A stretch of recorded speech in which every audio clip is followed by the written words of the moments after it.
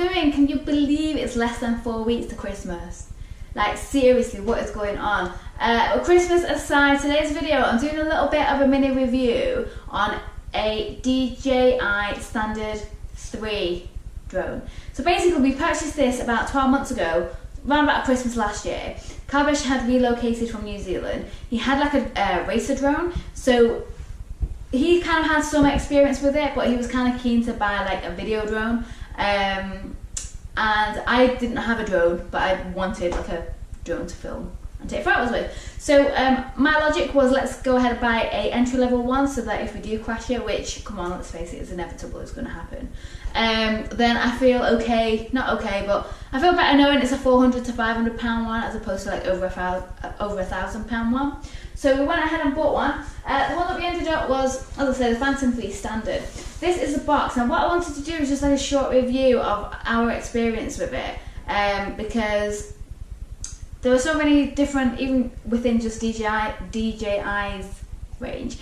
They've got quite a few, but people kind of get put off with buying the entry-level one sometimes. But to be honest with you, I think it's really great. And that's why I'm doing this video. This one's a Phantom 3 Standard. It doesn't support 4K, it supports 2.7K video. So depending on what you're looking for, it may meet your requirements, it might not, depending on whether it's professional use or hobbyist you're using it for. That's the box, love the box. I'm just going to pop this down one moment. Okay, now, to give you a heads up, when we travel, we actually pack it in this bag. It's a wasabi power one. Kabish got it online somewhere. I'm not a huge fan of the colour. I'm not going to lie, but it does the job. So, straight out the box even, it looks like this. So, it's usually red, but you get some stickers that you can basically customise to your own preferences. Looks like that. You've got the battery pack here, which you just clip out. There's a USB connector here.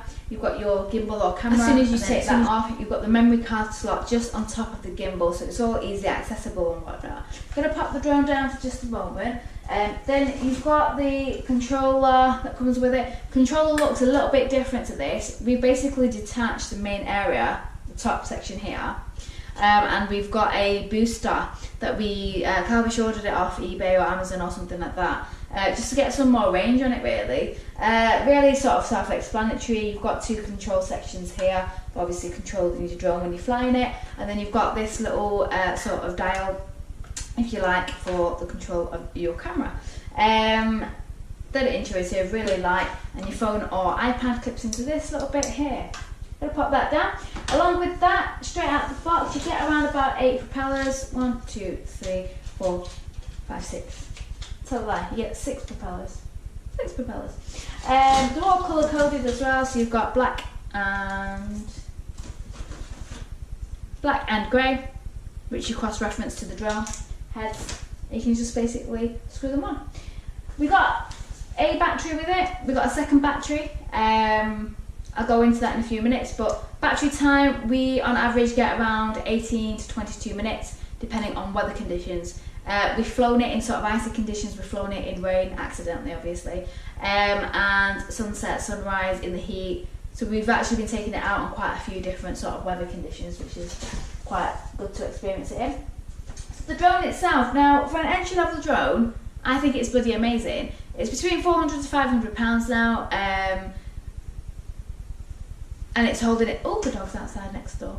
It's holding its price, so yeah, the video quality that you get, I think, for an entry level type of thing, the footage is really brilliant. Obviously, the reason that you're going to use the drone, you're going to clip it into like your main footage. It's not necessarily just drone footage that you end up using a lot of the time. So you can get some really great clips on there. The photos are really great as well. The colours really come out on them. What I will do is, obviously, as I'm talking, you'll see some pop-ups, so be sure to check those videos out. As I say, we took the drone to Venice. We got some really great, well, I got some really great sunrise footage. The pink skies, the colours really come out really nice on there. We took it to Greece. I got some really cool footage in different weather conditions, as it was really sort of breezy at that time by the water, by the ocean. So it really, you know, stabilises the footage really well, even in the windy sort of condition. We took it to Brooklyn, well, to States when we went in September, and we've flown it over New Orleans. We went to, we did it over Brooklyn, other parts of New York. Yeah, so we have really, you know, diversified it a little bit in terms of what we're shooting. And for what it is and its price point, I think it's a really great piece of kit. Now, the other thing that I really wanted to touch up on was the customer service. Now, obviously, there's quite a lot of reviews based on the standard 3, the Phantom Standard 3. But another thing was the customer service that we've had. So initially, we had an issue with the drone when we bought it. We sent it back to Apple as we ordered it on the online store, and they basically swapped it out because it was within 30 days. So over here in the UK, they just exchange or refund, whatever. And then following that, the second issue that we had most recently was with the camera. So we were getting the jello effect, what that it's called. And we got in contact with DJI, and they basically said we can obviously do the software, do the troubleshooting that they listed. If you're still having issues, let me know, and we'll basically sort out for it to be picked up, and we'll take a look at it. And having read some really bad sort of like, you know, reviews in terms of customer service issues, I got to say that they were really brilliant, right from the sort of initial email through to being picked up, taken away, and then sent back as well. They basically exchanged your gimbal or the camera on there for us, and as part of the warranty, and the battery as well we were having issues with, so they've actually given us a brand new battery.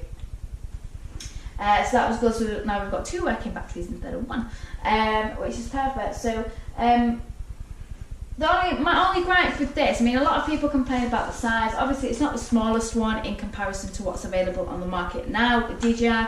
However, if if you're looking for something that if you're anxious about flying something like this, and you're like, oh my god, it's like £1,000, what if it gets lost? It literally, so many stories of drones getting lost and losing signal. That was another thought process of mine, is that if I lose it, I will cry if it's not insured. Get some insurance if you can. I think it's brilliant for what it is. Yeah, people complain about the size.